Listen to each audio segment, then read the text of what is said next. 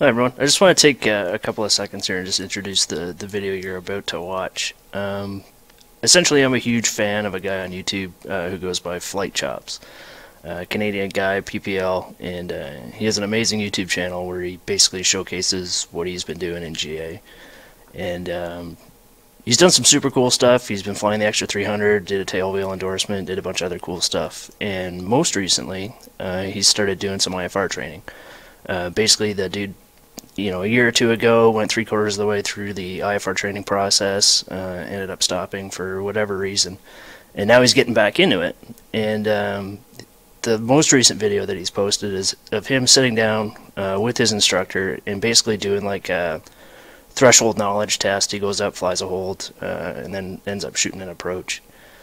So I wanted to try and do something like that. For those of you guys that don't know, I used to have a commercial helicopter pilot's license, but I haven't flown in years. I got really sick and wasn't able to keep flying. So what I've been doing in the past, or what I'm still doing, is using flight simulators to, originally just as a source of recreation, but now I'm starting to realize more and more that it's actually a really good training tool. And what I'm doing in this video here that you guys are about to see is something really cool, and I don't think anyone's ever done it.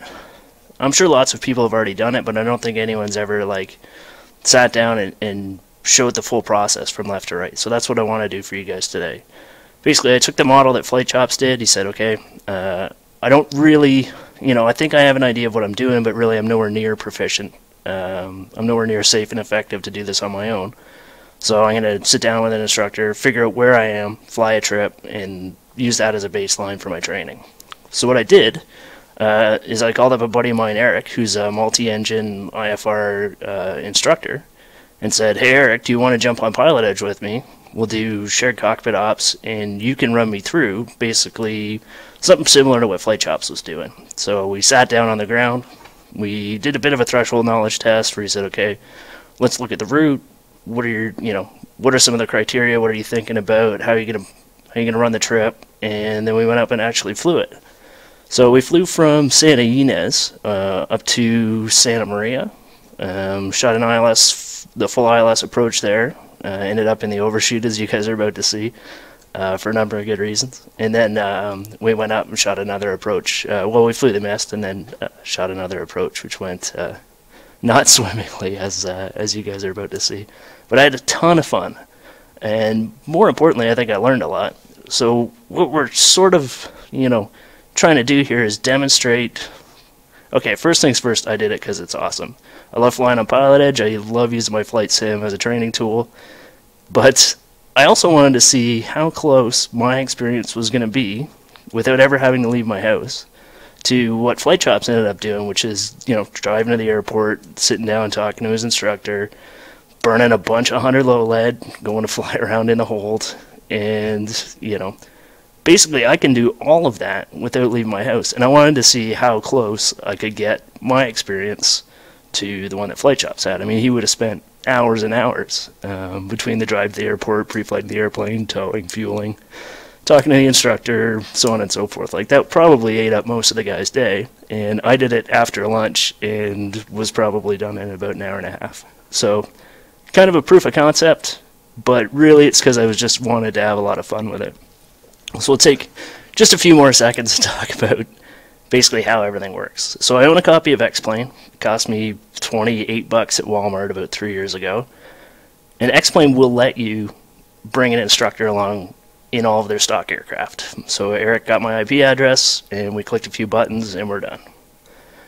Then I fired up PilotEdge. PilotEdge, I mean, pretty much everyone knows about PilotEdge, but basically it's a live ATC service for pretty much anywhere in SoCal. And they run 15 hours a day, 7 days a week, and you can get full VFR, IFR coverage anywhere in SoCal. And the controllers are amazing. As you'll see, they really help me out. Then I hooked up ForeFlight. I own a pro subscription to the US version of ForeFlight, even though I live in Canada, only because I use it on PilotEdge. And it hooks up to X-Plane organically. It's built into the software. Again, 2 or 3 mouse clicks, and we're ready to rock and roll. Bit of a note, The ForeFlight that you guys are going to see on the video is actually delayed by a couple of seconds, so I apologize for that, but it was in real time for me. That's about it. So I hope you guys like what you're about to see. I know I appreciate most guys aren't going to watch all of it, but I think from a training perspective, it's really interesting, and from a recreational perspective, it's really, really interesting. We'll follow the usual format. Erik and I sit down, talk about the trip. He asks me some questions. I answer them poorly, and then we go fly the trip. And the trip went really well. Again, from a training perspective, was it an outstanding display of airmanship? Absolutely not. Did we get the job done? Probably not. But I learned so much. So huge thanks to Erik, huge thanks to the guys at PilotEdge, and huge thanks to FlightChops for giving me the inspiration to do something like this. Thanks so much. So I'll brief the trip to you. All right. Before we even start the airplane. So the route, we're at Santa Ynez right now. There's no wind. My intent is to depart 26 via the published departure. We'll go fly the published departure, which is essentially on the San Marcos 270 radial to Victor 27, which is the Gaviota 307 radial. We'll fly that to Orchid. At Orchid, we'll go direct Morro Bay, and then from Morro Bay, we'll fly the full approach for the ILS-12 into Santa Maria with the published hold. And then we'll shoot the ILS, and time permitting, we'll go missed. That's the plan. What do you know about the ODPs in relation to, do you need an ATC clearance to fly that departure procedure? Is there anything, what do you know about that stuff? I have no idea, to be honest. Those so the ODPs that they published in the takeoff minimum section, you know, that you referenced via, I think it's up to 6,000 and on that radio that you talked about. Yeah. Those, they don't have to be issued by ATC.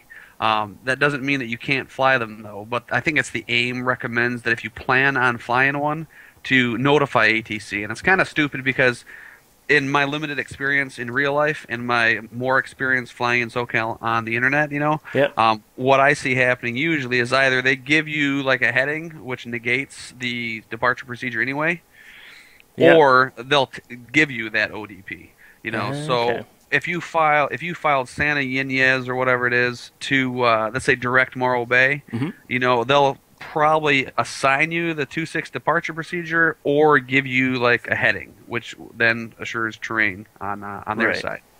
Okay. In the rare circumstance that they just say, hey, you know, Tango Delta clear for takeoff, clear direct Morro Bay, then obstacle, you know, terrain obstruction clearance is on you completely, and you should let them know that you plan on flying that published ODP, so they don't wonder what in the hell you're doing, why you're not going to direct to Morro Bay when you're flying outbound on the 275 or whatever to that Victor Airway. Okay. So I should let him know if he did. Basically, if he or she doesn't tell me that I'm specifically to fly that departure procedure, I should then queue up and say, okay, I'll read back my clearance, and then let them know that we want to fly the published. Yes, and my understanding of that is if it's clear, but you're still filing, a lot of times they don't care, and planes won't even let them know because they'll just take off and fly direct to Morro Bay, and they're just maintaining their own terrain separation visually, basically. It becomes more of an issue if, you know, clouds are down to minimum. Then they probably will assign and ask, and they won't be as surprised that you're flying that ODP. But in the case that you want to fly that ODP as published when it's VFR, they may not expect you to pop off of Santa Ynez and fly that 275 heading versus just flying direct to that Morro Bay. Yeah, roger. Alright, so let's just, I'm going to get the weather via HOTAS here. That is not the right chart. Did we file an alternate today? I did. I believe I did. Let me double check it. Why did you file an alternate? So I don't think we have the weather at the destination to not file an alternate. Got it. All right. Yeah, it's marginal there. I think I'm having some minor brain farts here, but we'll just grab the HOTAS is 21:15 there, so I'll just grab it at the destination. Sure. 21. No.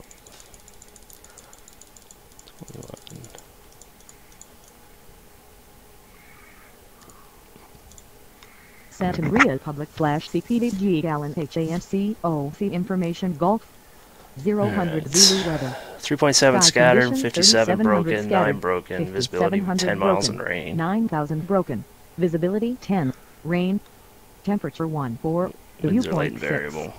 wind light and variable, altimeter 2986, arriving and departing runway 30, advise on initial contact. So do you remember have the, golf- like for filing alternates, you're familiar with like the 1, 2, 3 rule and all that? Yeah, I'm familiar with it. Yeah. I'm just trying to think, because it's...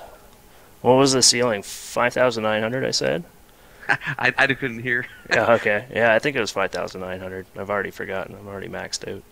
If I pull out, yeah, I'm looking at Santa Maria now via WingX. Right. Sorry, ForeFlight, but they're reporting, let's see, 10 miles, scattered 39, broken at 9, winds 230 at 8, 200 variable 260.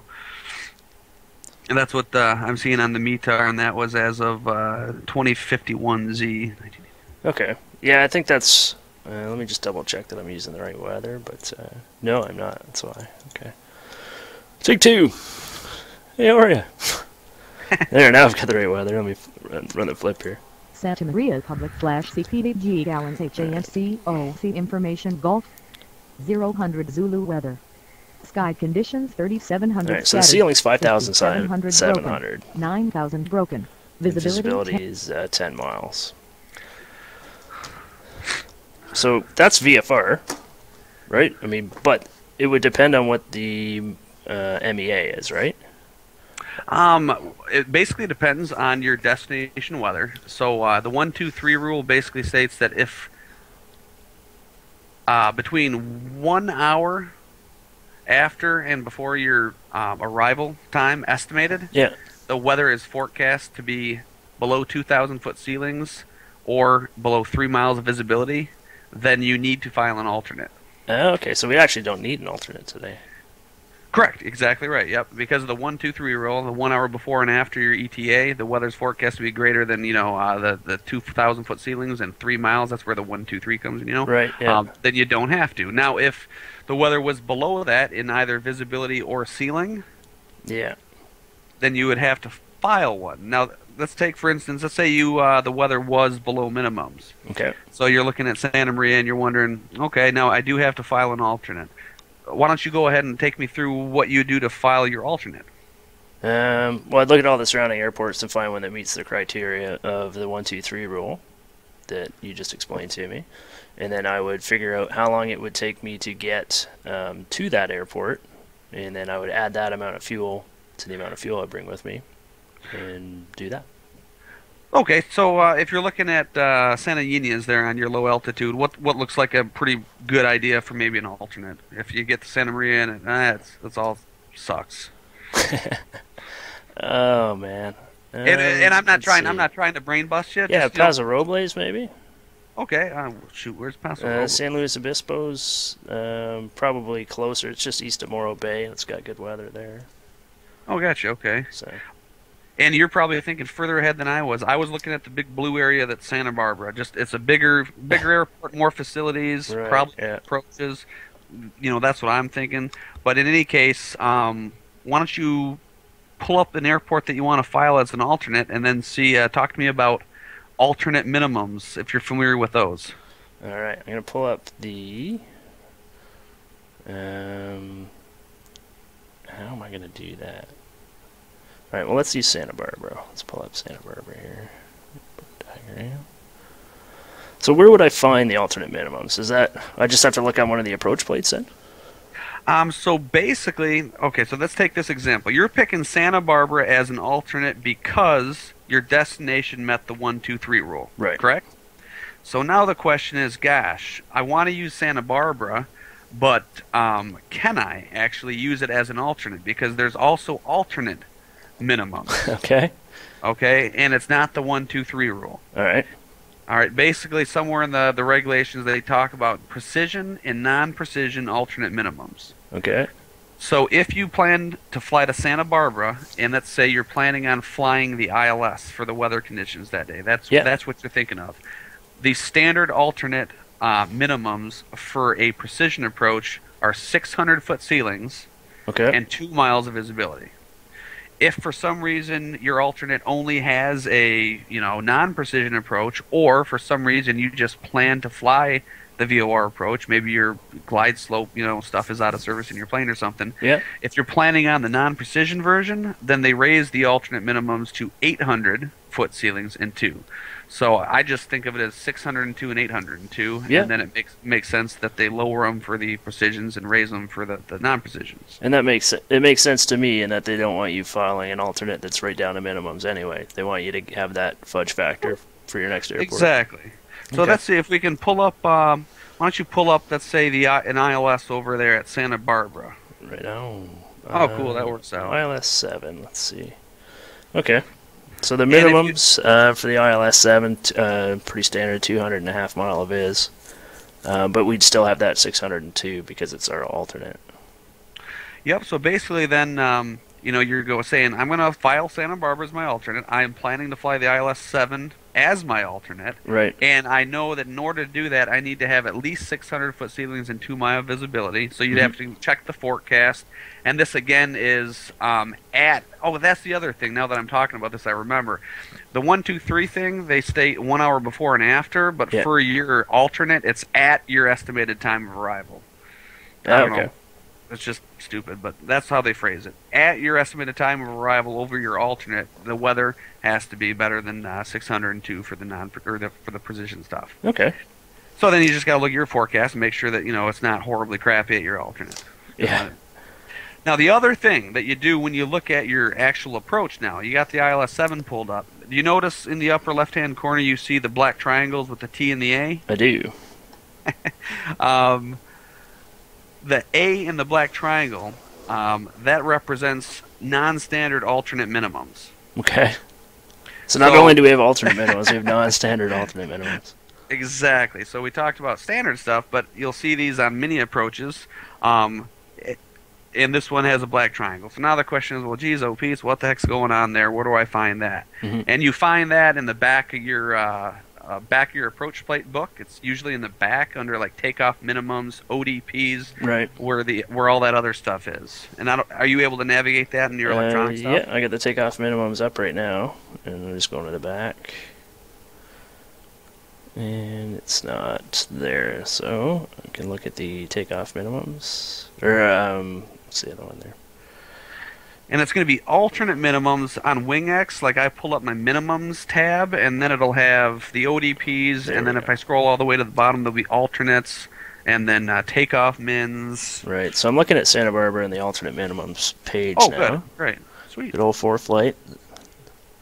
It's no WingX. Anyway. WingX actually they give us the whole stuff, all of it for free. The synthetic vision, yeah? all that crap. Yeah, Right. I haven't taken advantage, but I know they do. All right, so I've got the Santa Barbara one up, and so ILS local runway 7 has footnotes 1 and 2, not applicable when local weather not available. And ILS category A and B, which is us, 802 are the minimum. So it's not the 602, it's 802. Awesome, cool. I didn't know that about Santa Barbara, but that's what basically that's all about. Cool. And then sometimes they'll have the black triangle. Like if you look at the GPS 8 in the Santa Ynez. Okay, let me pull it up. Santa Ynez, GPS 8. All right, I got the plate up. So you pull up the GPS 8 and it's got a little A and NA. Yeah. Obviously, that just simply means filing Santa Ynez and planning on GPS runway 8 is not authorized. Oh, really? I would have assumed it was not applicable and you could just use the standard minimums, but it's not authorized. Nope. You can't even use that for planning purposes. Now you can go to the GPS Alpha. Oh shoot, that's not authorized either. Oh, so Santa Ynez may or may not be an airport you can't file as an alternate. But if I you looked go at to the the VOR one, now VOR, you can, yeah. it's an alternate. Yep. Cool. That's super cool. So, like, hypothetically, say you were slant alpha, and the alternates was NA, but the GPS was, you could use it as an alternate. You actually couldn't use that whole airport because you wouldn't have the equipment to shoot that approach. Correct. Awesome. And there's one other thing I think to think about. Somewhere, and I'm a bit rusty on it myself, but I believe that you need to have equipment. If you're planning on using a GPS approach as your alternate, Yeah. you need to be capable of flying something other than a GPS as well. Okay. But I'm not. I'm a little bit rusty on exactly the wordage there. There's something to research in regards to using RNAV stuff and filing alternates. But I'm a little bit rusty myself. Cool.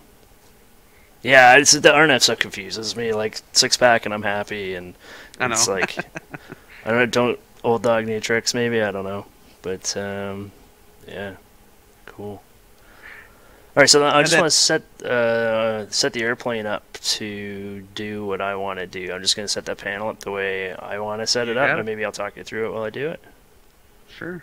All right. Well, it's pretty easy. So coming out of here, we need the San Marcos 270. I need to look that up again. I keep saying 270 or 275. I'm pretty sure it's a 270. But anyway, so yeah, I'm gonna have that in the primary, and then in the nav 2, I'm gonna have the other one I need, and then I can flip back and forth between the two as required. And you'd think I would look this up already today. Yeah, so runway, what would we say, the 26, climbing to 6,000 on the San Marcos 275. So I'm going to plug that into my airplane. And on nav 1, San Marcos is 114.9.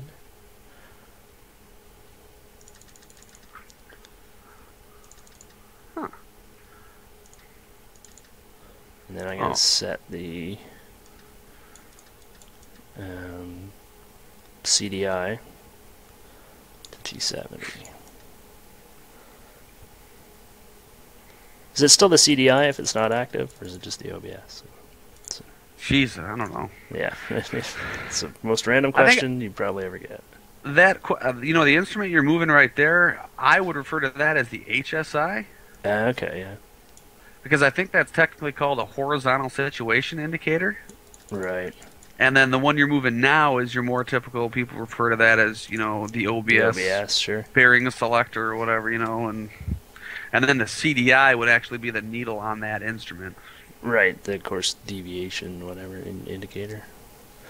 Alright, 113.8 is going to be Gaviota. So I've got, my nav2 is already set up so that I can intercept the airway I need for the departure.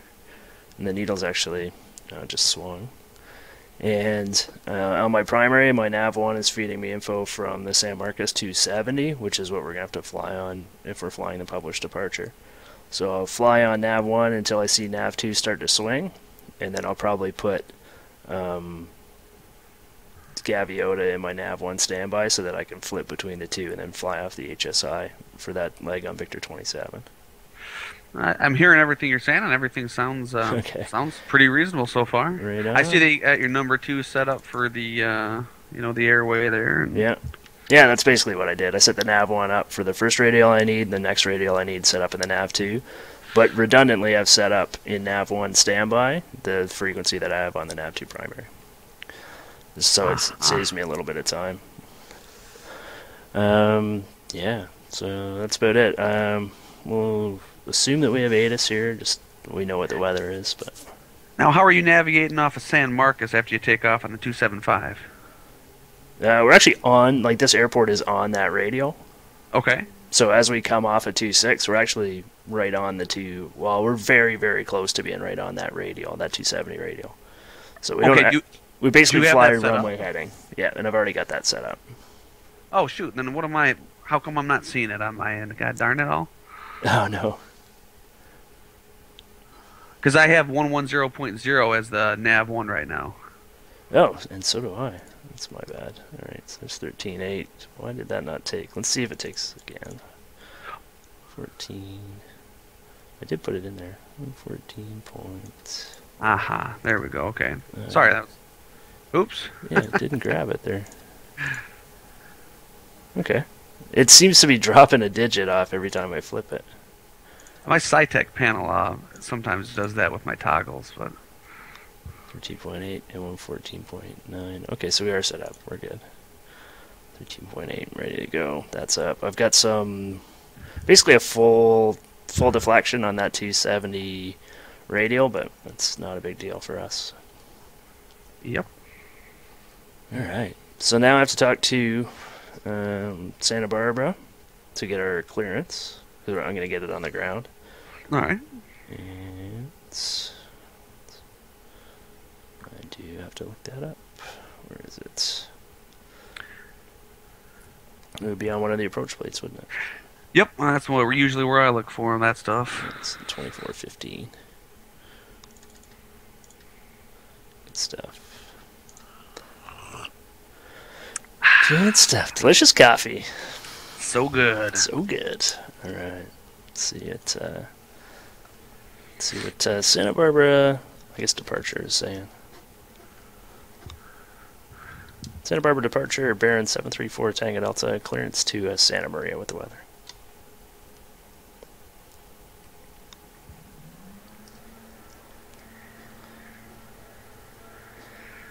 It's the middle of winter and somebody's running a leaf blower outside. Gear 734 Tango Delta, Santa Barbara, departure. Cleared from Santa Ynez Airport to Santa Maria Airport as filed. On departure, maintain 5,000, expect 6,000, 10 minutes after departure. Departure frequency 125.4, squawk 4426. Cleared to Santa Maria as filed, 5,000, 6,000 after 10, departure 125.4, squawk 4426, Baron 4 Tango Delta. 4 Tango Delta, read back correct, hold for release, advise ready for departure. Hold for release, advise ready for departure, Baron 4 Tango Delta. I don't know if you can just say Wilco on that one. I don't know if you need the full readback, but You know, one point you also might bring up too is one difference from the simulated world here, talking to Santa Barbara approach on the ground at this uncontrolled airport, is obviously you're familiar with picking up like clearance on the phone on the ground Yep. at one of these places. Yeah, absolutely. And how the phraseology is different. I know a lot of times they like you to say where you actually are. You know, hey, this is 909 Hotel Foxtrot. You know, we're Yeah, on the ground at over Santa here Ynez, at. Yeah. Okay. Cool. Gotcha. Yeah, because I mean, I would assume at some of these smaller uncontrolled airports too, that you might have comms issues, right? If you're in the low ground or whatever. Yep. Like, Not you to wouldn't be mention able to get them on the radio, and you're gonna be comm Right. jamming somebody and so on and so. I would imagine there are a number of reasons why filing on the phone would be a good idea. And then also Lockheed is doing all the flight service stuff. So when you actually, if you don't have a personal cell to the tower, which is like the best way to do it if you know the local area, Right. then you're being middled through flight service, and they don't have a clue what's going on. You know, you mispronounce a name, you'll get 9065, airport cancellation received. you'll get a flight plan from who knows where to who knows where. So that's why those guys, you know, when you call up, it's really important to say, you know, hey, I'm on the ground at India Zulu Alpha, that's Santa Ynez, California, because they're sitting over there in Idaho or something and talking to you. Yeah, exactly. Okay, well, that makes sense. So he cleared us as filed, which is the only thing I filed was Morro Bay. So we can go direct Morro Bay essentially. Once we'll do the normal departure, we'll climb up to 400 feet. We'll get the airplane configured for the climb, and go up to 5,000 direct Morro Bay. It should be too easy, right? So are we flying the ODP? He didn't tell me to. Okay, so this is a good situation where unless he's giving you a radar vector off of this airport, He's expecting me to fly it then? well, this is a gray area. I'm not ATC and I don't have the 7110 or whatever. Yeah. You know, this is a great question for Peter Gray, but from a pilot's perspective right now, if I'm in a cloud right now, I have no way to navigate from this airport safely other than to fly the ODP. And he doesn't have to clear you to fly one, but it's nice when you get your hold for release, or he clears you for release or whatever. Yeah. Maybe just bump him and say, hey, I'll be flying the runway 26 ODP or something. Okay, sweet. Yeah, it makes sense to me that I would fly it because you're erring on the side of caution there. But And that's another thing that personally, if I filed this in real life myself, yeah. I might even file or whatever that intersection is. I might file Orcut, yeah. because I'm going to be right on Victor 27 and going that way, and that also might make some sense to him if there's confusion as to why you filed what and all that kind of stuff. Okay. You know. So we've done the brief, talked about a couple of things. We set the airplane up for success, and I'm ready to. We've got our clearance, and I'm ready to start and get the taxi on. If that works for you. Works for me. All right. Let's see if this damn thing will start. In full disclosure, I'm just sort of doing what works. It's probably not going to be right. But let's make sure. I hear that leaf blower. That's really out of scenery. It is. It's like minus 30 out. He's clearing snow with the thing. He's been doing it since about noon. I think he just probably works for a company that sells gas or something. Ah, man. Can't get the engine to start. That's awesome.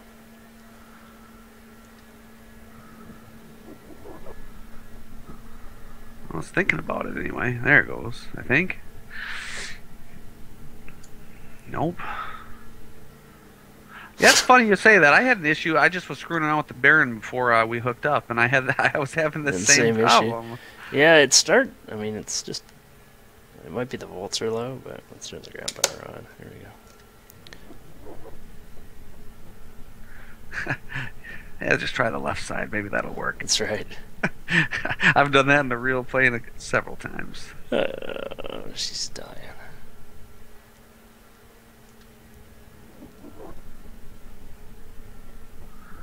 Throttle's cracked. You need to add throttle there for we you. go. Yeah, cracking the throttle did it. Alright. Sorry about that starter motor. Oh, that's no problem. Fancy airplane guys. Yeah, cracking the throttle that was it. It's awesome. Okay, see, everything is on. Taxi lights are on. We'll need to make sure just a wee bit. And 22.8's the freak here, so I will call up Santa Ynez and orient myself to the ground. ForeFlight once again.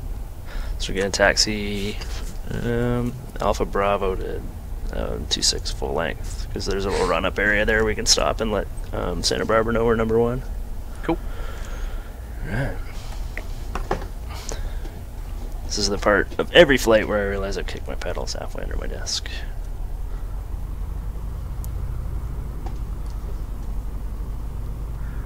I should get a set of rudder pedals.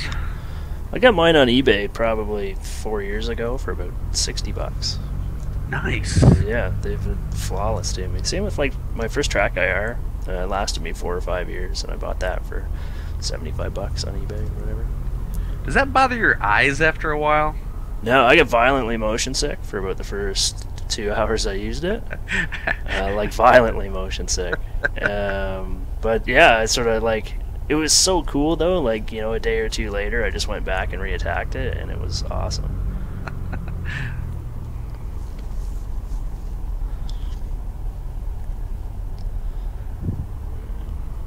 Santa Ynez traffic, bearing 734 Tango Delta, leaving the ramp, going to taxi 26 full length via Alpha Bravo, Santa Ynez.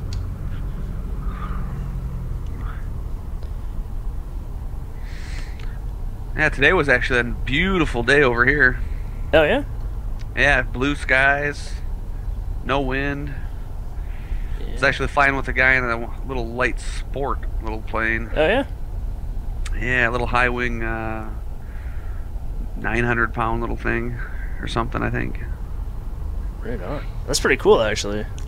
I think those are super accessible, right? Which is nice. At least the price point's accessible. Oh, I don't know, man.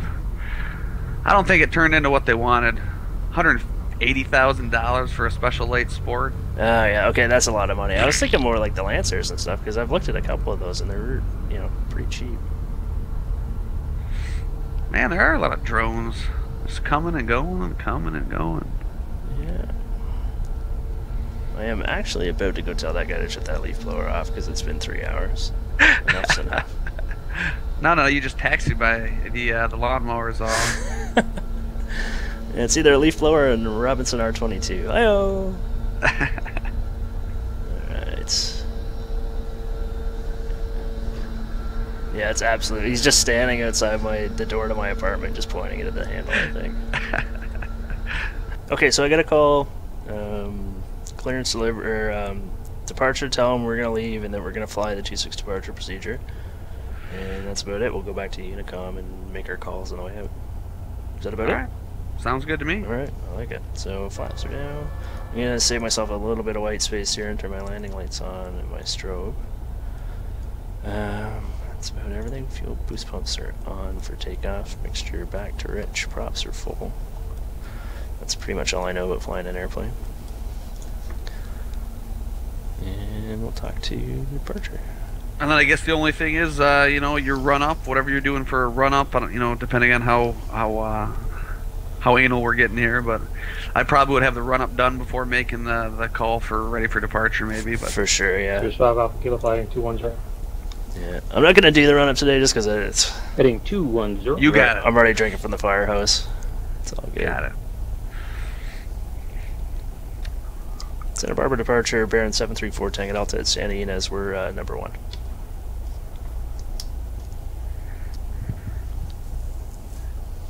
Our 734 Tango Delta, release for departure, clearance flight if not off by 2217. If not off by 2217, advise intentions this frequency not later than 2222.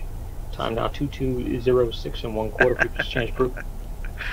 Okay, time, sorry, correction, clearance not valid, or if not off by 2217, and we'll advise by 2222, and just for your essay, we're going to fly the runway 26 departure procedure, Baron 4 Tango Delta. Okay. Alright, that readback got me pretty much stunned. Charlie Sierra, Joshua departure. Back to 22.8, Radar Rock. So, looks like these guys, I just saw like 3 airplanes land on 26, or... Santa Ynez traffic, Baron 734 Tango Delta, taking 26 full lengths for the runway 26 departure procedure, Santa Ynez.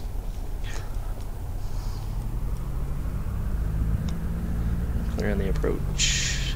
These guys are not off yet, and I've already broken the whole short line. That's good training value in that. Just line up and wait.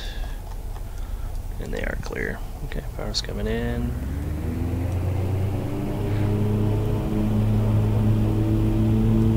And airspeed's alive.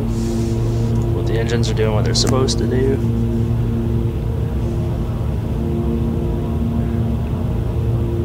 Light on the skids, and away we go. Positive rate gears coming up.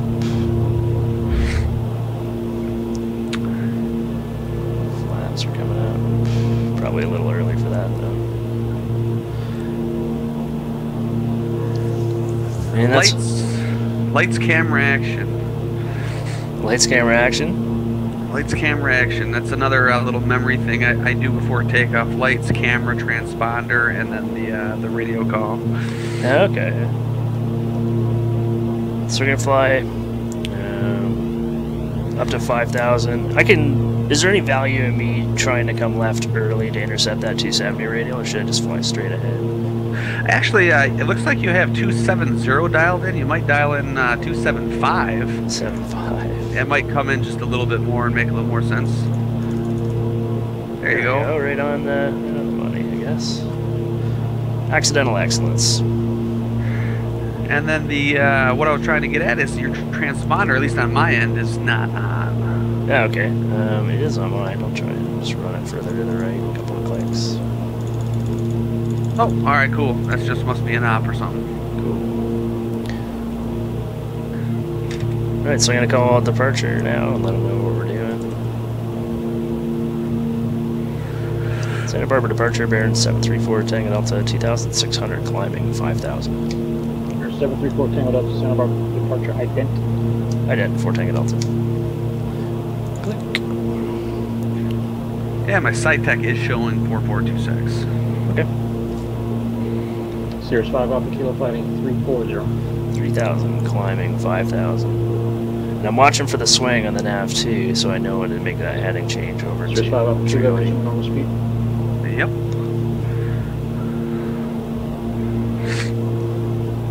Make the mixture out a little bit. We'll get some white space, bring the props back a wee bit.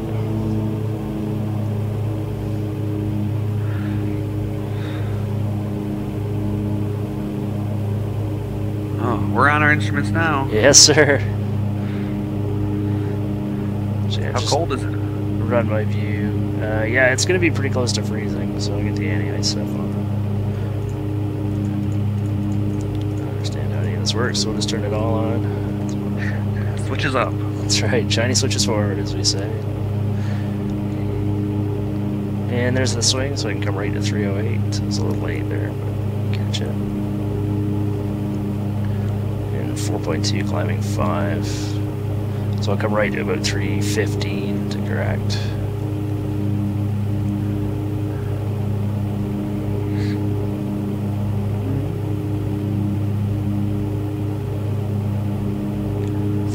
There's 5 Alpha Kilo, 4 miles from Goyet. Turn right heading 040, maintain 2000 until established on localized code island, runway 7 approach. There we go, needle centering itself. So roll back left to 308-ish. 200 to go. Always seems I have to make turns and level off at the same time. Sirius 5 Alpha Kilo, can you confirm, I did not say low approach. It sounded like you said cleared ILS low approach. You cleared ILS runway 7 approach. Go ahead and start your turn. All right, nice work. Looks like you're on your Victor Airway. You're level at 5. Yeah. Bearing 4, Tango Delta radar contact. We're Tango Delta. Bearing 4, Tango Delta, climb maintain 6000. I maintain 6,000 for Tango Delta. Duke 775, expect There we go. So now I'm on that 308. I've got a little bit of white space, so I can use that. Run the flip on the nav. 1, and my computer has crashed. Is it? Yeah, we're alive. 13.8. Good news. Leaf blower's back. Sirius 5 Alpha Kilo, I'll be up to the tower. You have to let them know now. 500 to go. Alright. Busy, busy, busy. Hey, 4 Tango Delta, advise you have Santa Maria weather, safe approach request. 4 Tango Delta, roger. I'll take the full approach for the ILS 1 too. 4 Tango Delta. And to get the weather here once we get second to breathe. Which I think I already have. No, it's already disappeared from my comm too. There's 4 Tango Delta, clear direct Guadalupe, VOR, across Guadalupe, VOR at 6,000, cleared ILS runway 1 to approach. Okay, direct Guadalupe at 6,000, and clear for the ILS approach. 4 Tango Delta. Maxed out. good timing on the blower there. Oh yeah, I'm completely maxed out. Guadalupe is 1-1, so we're direct Guadalupe. I didn't even read that back to him. That is correct. 10. Even, we're just gonna go with this guy's plan. Direct Guadalupe. Oh, 111. There we go. And watch your altitude. Yeah, it's 6.2. I just saw that. Negative G for the kids at home.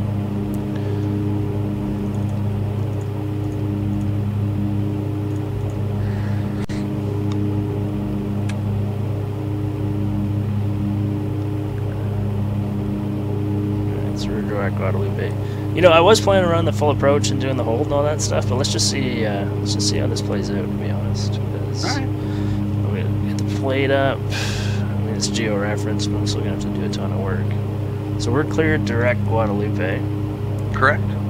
So do I get to run from Guadalupe outbound on the 120 or whatever was the recip of that? It's 340, 300. Do I get to run the recip of the 120 outbound, do the hold, and then come back in? We can talk about some of this on the ground, but basically, yes, you're going to fly to Guadalupe. You're going to fly the 300-degree course via the localizer, basically, to Winch, and enter, do the course reversal from Winch there, and get yourself turned back in and around. Awesome. That was my plan. Duke 775. So you're going to get 1089 in the QUV. 0, send to maintain 3,000. 1089. And we're just 189.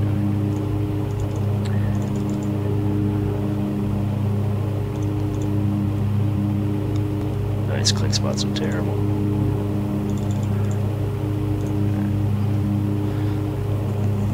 So we're going the speed of heat. We're direct Guadalupe. I don't have DME on it. I don't imagine I will get DME on it. Skylark 8274 Echo SoCal approach. I'm sorry, Point Magoo approach, Point Magoo altimeter 2984. So let's square up that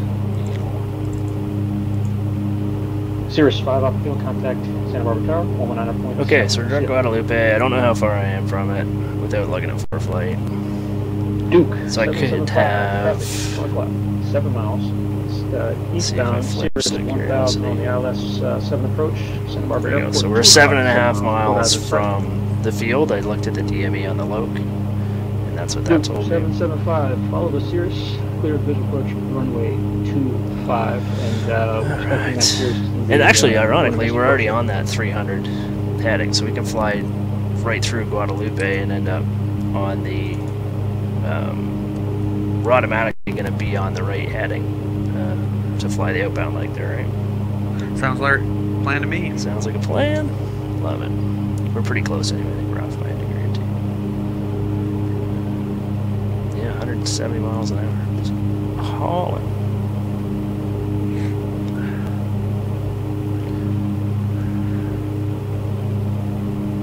Yeah, it's like this is the first sort of 10 seconds I've got just to look at all the gauges and make sure everything's like the way it's supposed to be. Low workload, take advantage. Yeah, exactly. I got a second to breathe, collect myself. Hey, I have a question. Yeah. What was our departure frequency he gave us on the clearance? What did you write down? Oh, he gave me 125.4. Duke 775, contact Santa Barbara Tower, 119.7. And I am on 124.15. I think that was missed by him and you. Yeah. I believe you were late in getting to departure or something, because he just came on the radio and said radar contact, and then you acknowledged, and that all occurred on 24.15. Yeah. So I think it was both sides there were late on that one. Well, let's see. Santa Barbara approach is 124.15 at both fields, so I'm not sure why I would have 125.4. That's what I had written down as well. It's definitely what he gave me. Interesting. That's interesting. Maybe I have to ask him.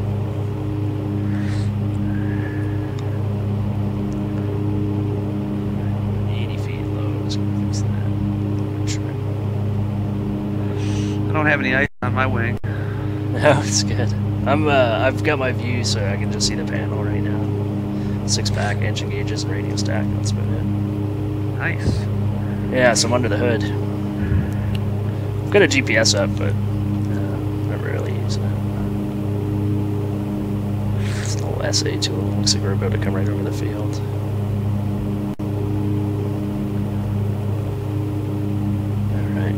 So I'll know I've hit Guadalupe when the to from indicator flips. And then I can just track. I've already got 108.9 and the nav 1 standby, so I can just run the flip on that. Air 1 Charlie Sierra, you want to get down to 7,000 or should be good to go. 8,000 for direction of flight? So when we get to the hold, when we get to winch at 15.4 DME on the Loke, I'm just going to go. How does that Air 1 Charlie Sierra, yes, that's correct. work? Because I'm going to have to come back in on the 120 radial. So do I just offset when I get to before winch to get on that 300? Roger. Figured you would be. Let's see. You're going to hit Guadalupe. You're going to fly the 300 degree course / radial / the localizer to which the 15.4. Yeah. When you hit winch, you can make any entry you want, but the most straightforward, I guess, from that direction would just simply be like a teardrop. Okay. Which means you'd hit winch and then turn right 30 degrees. Right. And then fly for a minute and then left turn back around to get established on the whatever that is, the 120 course. Right.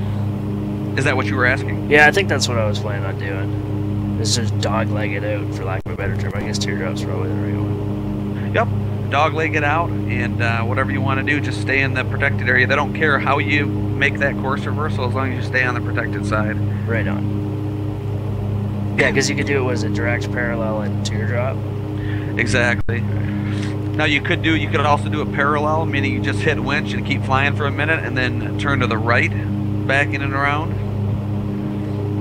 that makes sense. I know you're doing a lot of things right now.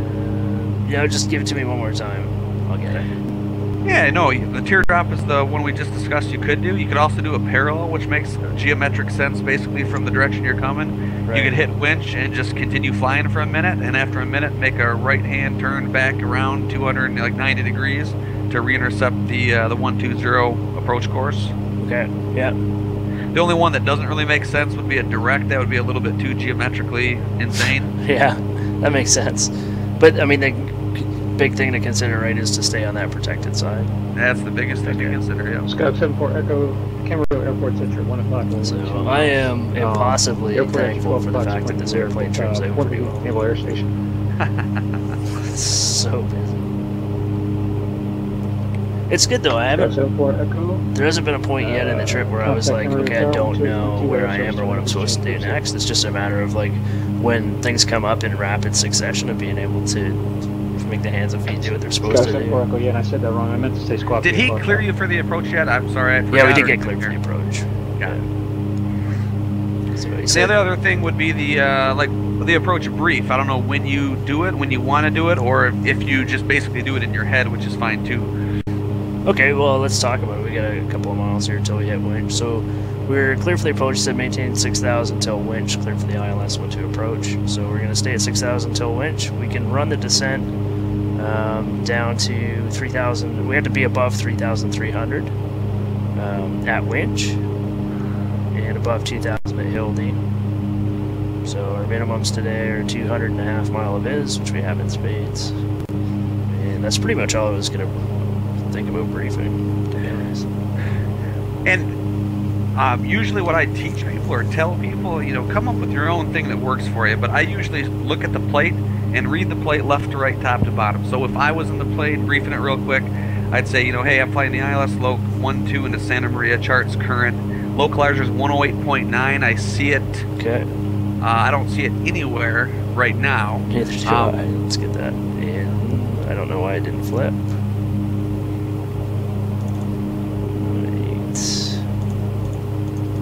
Come on. This one. There we go. Okay, so I'll fix that. Okay, so you got 108 now. Right now, what I'm feeling right now is I'm rushed. I know I'm at 13.7, at 15.4 I'm at initial. Yeah. So I'm thinking, shoot, well, where do I need to be? I'm good for another 2 miles, but I could be down to 3,300 feet right now. So I might want to start getting down. Okay. So I wasn't sure when you can actually even start the descent. If you look at the feeder route from Guadalupe, it says 3,300 to winch 300 degrees. Right. So that 3,300, that is the MEA for that feeder route. Okay. I've just done a bad thing because the reverse sensing got me on that one. So I wanted to fix my course, so I turned the wrong way, and now I'm at a huge descent on the non-protected you side. don't necessarily need to report that to me. So I'm just gonna roll. Something for you, but I just need to know when you are ready. Would you say 30 degrees to the right for the Yep, that'll entry, work and we'll for me. fly that for a minute out. But I'm gonna wait to start the clock until I see the CDI center, and I know I can't go down any further than 2.2 or 3.3. Okay, so now you're on your teardrop leg. So I can check on that. Yeah. Interior not quite though, right? I don't think, because I haven't crossed that loc yet. I'm on the non-protected side right now. Right, exactly. Yep. Because the old reverse sensing got me. Now some of this is kind of dead reckoning too, because technically you could fly the radial. Excuse me, I'm blabbling. You're exactly right. You're on the radial. You're waiting for an intercept, and that would be when you were technically at winch. But Right, so now that's 35 seconds. Yeah, it's all screwed up now because I didn't hit winch the right way. It's sort of screwed that up. But... And some of that is though dead reckoning, you know, with the DME and the things coming together. I would have just snapped it around to 30 like you did, time for a minute, and then started turning in, you know, back around to the left. Some of that is just dead reckoning type stuff. And do they care? I guess. Well, I guess they do care, right? They want me to make a left turn to come back in. Yes. If you see how it's published there. Yeah. Right, so on that little racetrack, it's got little arrows. 20 seconds left before I get start the turn.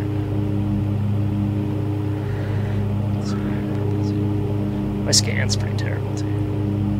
I don't know, man. It's looking pretty good to me. 3.6 And there's so much. 3.3. There's so much that you can talk about, you know. Like for instance, you know, the feeder route of 3300. That's great for the feeder route. Yeah. Sometimes the procedure turn altitude will be lower. Like it just happens to be 3300 with an underline. If you look down there at the, you know, sometimes that'll be lower. So once you get in the procedure turn maneuver, you might be able to descend lower. Sirius 5 Alpha Kilo, cleared Santa Barbara Airport via radar direct flight heading 270 back to the ILS runway 7 approach. Super busy. So once I get this thing straight and level again, I know I got a tower coming up, so I'm Sirius 5 Alpha Kilo, cleared to Santa Barbara Airport via radar vectors direct fly heading. Yep, that's the other thing I was, you know, I didn't even get finished with my brief. ILS runway 7 approach. But if you continued it, it would just be simply 108.9. Now you got in there on number 1, you got it tuned in, you got, I think, 120 in there. It looks like it's coming alive soon, hopefully. You got the turn coming. Santa Barbara, you're talking to them, 18.3's on standby now. Ground, probably won't need them. We're in the course reversal at 33. At 15.4, we'll start a descent down to 2,000 for the glide slope intercept. You know, looks like we'll hit the 6.5 or whatever for final, and then ride the glide slope down. Missed approach is straight out to 800, left turn to the Morro Bay VOR, which you might or might not have ready to go. I think you do. Yeah, if I have time, I will double check it. Morro Bay's 12.4. I don't have it in standby yet. But we're at 3.3, we're on the lope, so that's good.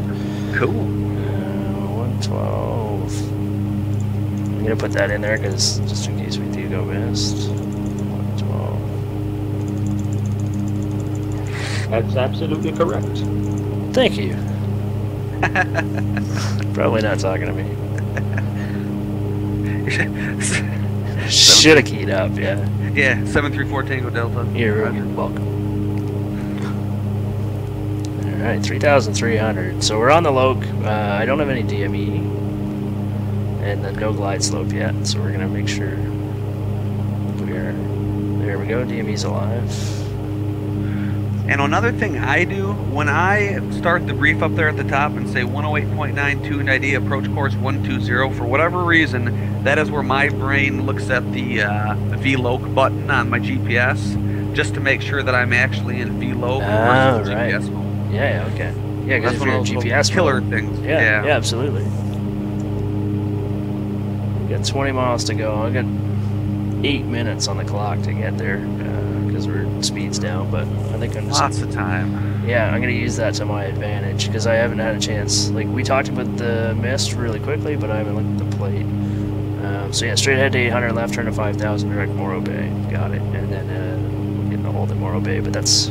Morro Bay's like 20 miles from here, so almost 30 miles. So we have lots of time to figure out the hold there, but it looks like a right hand on the 319. Good. Alright. That's what they're looking like good there. Oh, it's actually like a nice day-ish. It's the first time I looked up from the panel all day. Good times. Oh, bit of a descent going on here. I almost got complacent. You're looking good, Ghost Rider. I'm going to take 30 seconds. Yeah, absolutely, brother.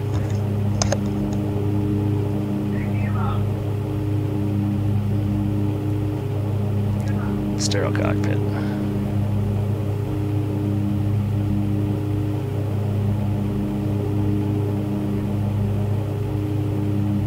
I needed to go home. I'm back on. Alright. It's pretty cool. Neighbor kid had to go home. Oh, yeah. Here, 1 Charles here, contact SOCOM approach 134.2. So yeah, we're set up for success here.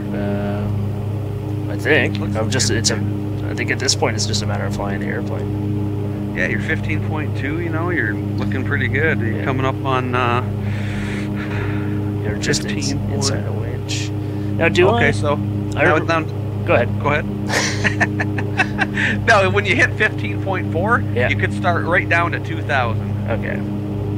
Because, like, you know, in the clouds, you know, when you're flying along here and you're stressed out and your forehead's getting hot and you're starting to get a little ground contact, you really want to get down, you know? Right. So that hard 2,000 is an easy chop and drop to 2,000 and then wait for the glide slope. Gotcha. You know, so that's the idea there.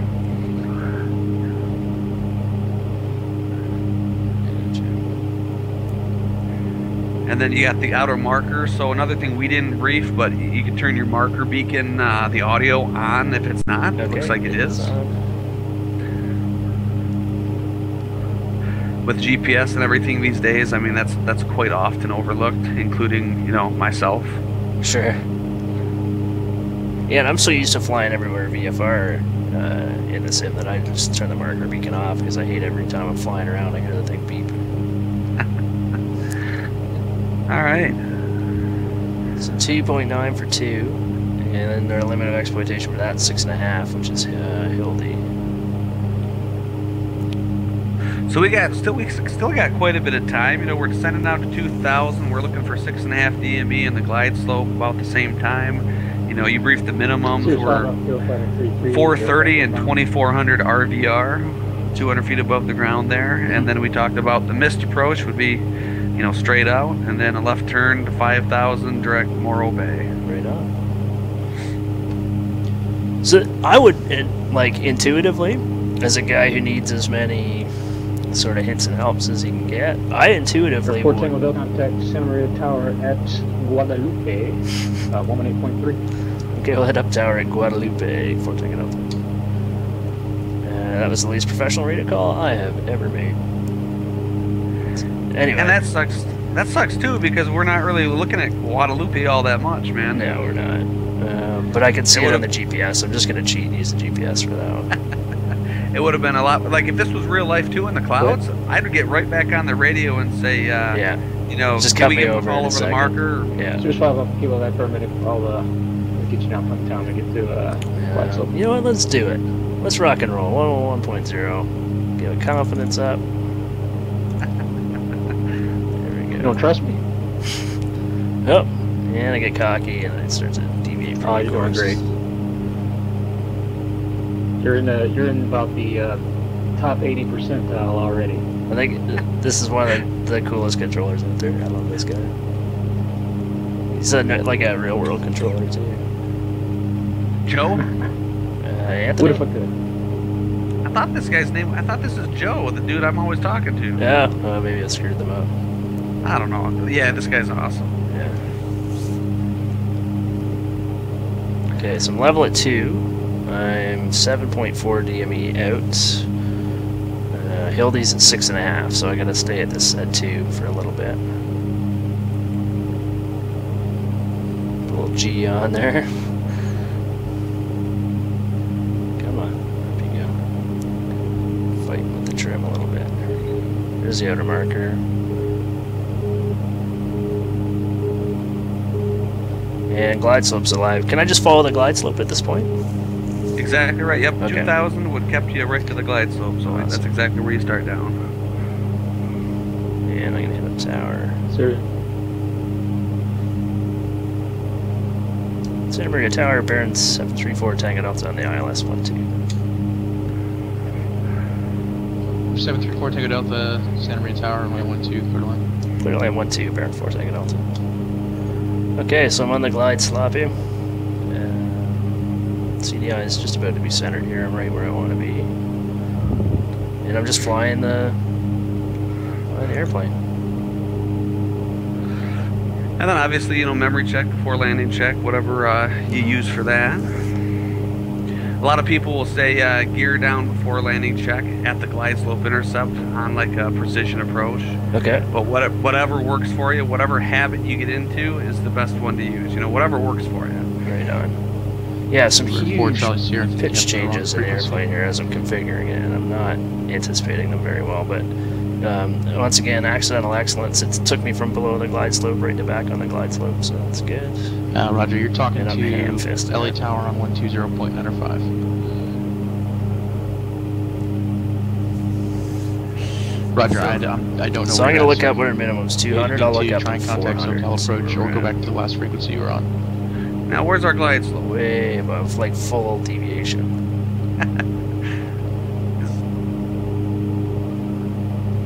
Now my airspeed's bleeding off too. Now, obviously, real life, glide slope pegged means missed approach. Okay. And is our gear down? It should be. It is. Yes. I'm getting no greens. No greens. Okay, so let's just go around.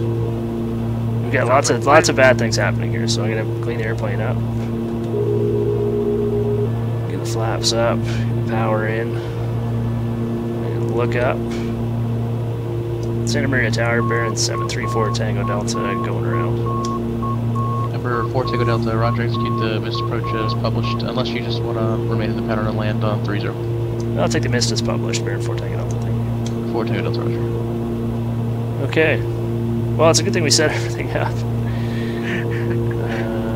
Awesome. So there's the airport, leveled off. I have to climb up to 800, which I'm at, and then start a left turn direct Morro Bay. Morro Bay is 12.4, which we had queued up. And at 800 feet, starting my left-hand turn.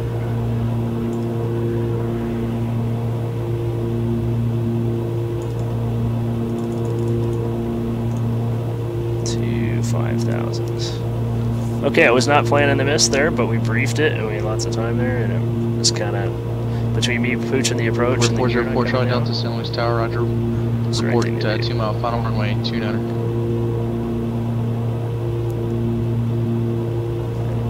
It's down again.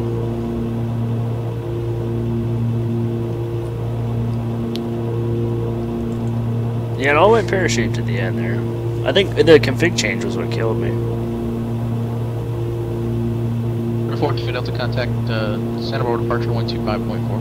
125.4, 4 taking up to. Now they want Now they want us to 25.4. And then, so, like, obviously, like, right now we're climbing to 5 on this radial for, like, forever. Yeah. So we got quite a bit of time. They're going to want to know, you know, say intentions and all that kind of stuff. So real world, you know, you just let them know, whatever. You know, we like to go out to the hold for a while. We got to negotiate an issue of some kind. We'll keep you advised, type Right. of thing. I think I'm happy just to try and shoot that approach again the fastest way I can do that. No, that's cool. Yep, your gear indicator, it was a bulb issue. I got one in there. It should be fine now. Excellent. Okay, Guadalupe and Excellente. It's mostly Spanish now. But, yeah, so I'm direct Morro Bay. I'm just going to give him a call because he asked me to check in. Santa Barbara departure, bearing 734 Tango Delta, 2,600 climbing down 5,000 on the missed approach.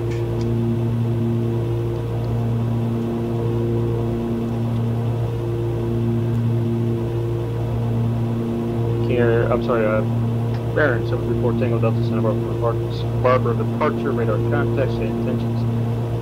Baron 4 Tango Delta just had an issue with the gear indicator. We're gonna just try and pick up the approach again. 4 Tango Delta. That was Here, 4 Tango Delta.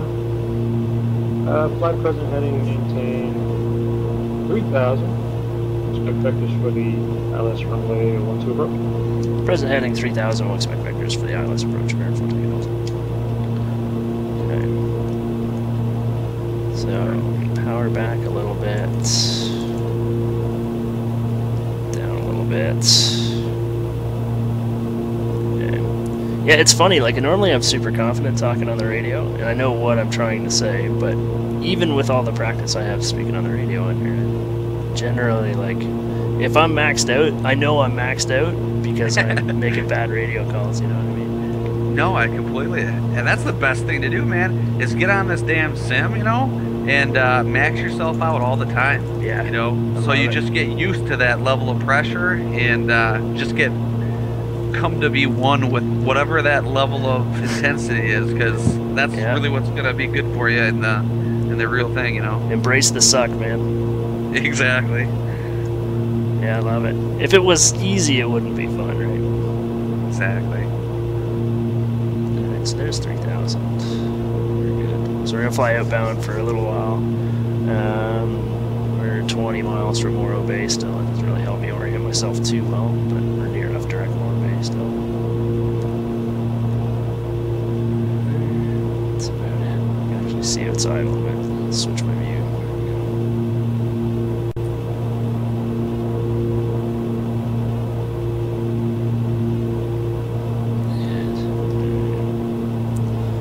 Alright, low breathing room. So I have...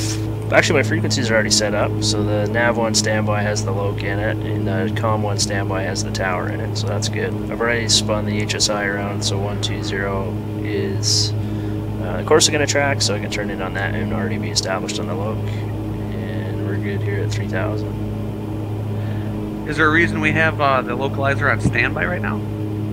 Actually, that's true, right? Because I don't need Morro Bay at all anymore, because we're on a heading. Another indicator for me when I'm flying is as soon as they put me on a vector, like for VOR, or GPS, or an ILS, that's like a indicator for my brain. Is like that's freed me up to finalize. 3 miles from Hill D, turn left heading 140, maintain 3000. Sorry, maintain 2,700 to establish on about clear runway 12 approach. Left 140, maintain 2,700 till established, clear for the ILS, 12 approach, bearing 4 Tango Delta.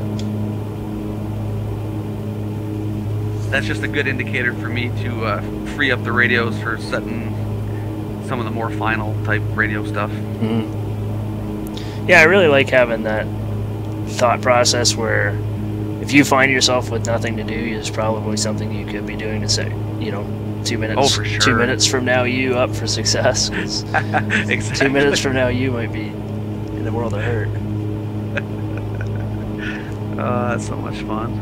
And this is we're on the glide slope, but we're not on the loc, so I can't start descending until we're on the loc, right? Now he gave you 2,500. Approach. I said 2,700. Did he? All right. Still 100 feet high. We'll fix that. 225 Alpha Kilo, Santa Barbara departure, radar contact, and attention. I'd like to enter the hold, and then Like to just meet a nice girl and settle down. Yeah, family. 225 Alpha Kilo, expect red clearance 230. Got a buddy of mine is 241 3/4. He's a controller in the States, and they have a lot of English Expect for the flying students, I guess, who don't speak aviation English colleges, I guess they're called. Yeah. Airport Tango Delta, great job on the turn. Contact tower 18.3 at Hill D. Tower 18.3 at Hill D. Thanks so much, Baron 4 Tango Delta. Alright, so I'm down. I'm just chasing the glide slope right now. I don't know if I should be doing that or not. Oh yeah, definitely. Yeah. Okay. Another thing you could have done is, as soon as, you know, this is kind of real world stuff. I think they teach 3/4 scale deflection is established, but as soon as you have that localizer coming in and you can still see your glide slope moving around, then, you know, get them centered up. You know, whether it's for sure. descend faster or whatever you need to do. Yep. That makes sense. And 2,500 would have worked better. I'm not sure what was said, but yeah, I'll have to quadruple check that read back there. But I'm in a position right now where I haven't set myself up for success. Search 5 up, close the intentions back to the hold. Watch your glide slope there. Yeah, alright. Yeah, I'm hand-fisting it and I'm too fast, so I'm just going to level the airplane out because I'm at 2,000 foot per minute descent. Just level the airplane out. Let the airspeed come back. 421 Charlie Sierra LA Tower, runway 24 right, clear to land, wind 23015, gust 100. I'm really close to the point where I'm just going to go heads up. Yeah, I am. I'm going heads up. Alright, let's fly the airplane. That was, like, I had to knock it off there. That was ridiculous. Alright. Oh, We're let's see. inside Glide of slope. LD now. What am I at? 3 miles? Glide slope move. Glide slope move. 641 Tango, Palm runway 24, clear for takeoff. Yeah, maxed out. Gotta get the radio call in to get clear for land here. Santa Maria Tower, Baron 4 Tango Delta, 4 mile final on the ILS 12. 734 Tango Delta. Santa Maria Tower, runway 12, cleared to land. Clear land 12, Baron 4 Tango Delta. Yeah, dude, I absolutely Let's air 23 was just too maxed out there. Like, I would look at one thing in my scan, and everything else would fall apart. I would look at, instead of just looking at the attitude indicator and just figuring out what the problem was and fixing it, I would just completely screwed everything up. And I was hand-fisting the controls, like, whew. Yeah, like that was like literally maxed out. I don't know why. I don't know why just like flying the airplane was screwing me up that bad, but that was humbling. It's cool.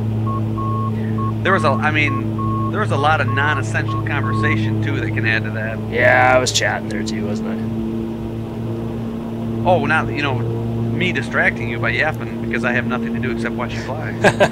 Well, it was story time from Chris there too, I think, because I was just everything was going pretty well at that point, you know. It was complacent. Nope. Alright. We're alive. No flap landing. Nice. I don't want to talk about it. Oh man, yeah, maxed out. Like I'm sitting in my house and it's minus 30 outside. I'm sweating. It's crazy. I was telling someone about a story.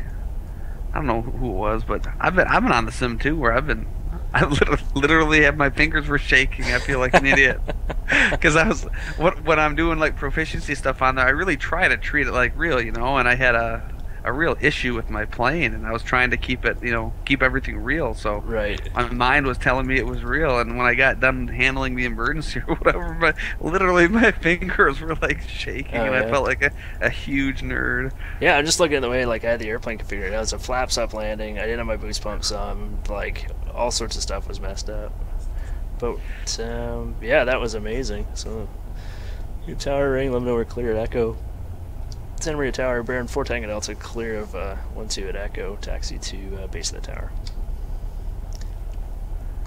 Before Tango Delta, roger, taxi to the base tower via Alpha, and remain this frequency. Okay, base of the tower via Alpha, and we'll taxi on this frequency, 4 Tango Delta. Number 13 Tango, console, got a departure. Alright, so that's Alpha right in front of us. Tournée à droite. Super fun, man. That was amazing. That was absolutely awesome.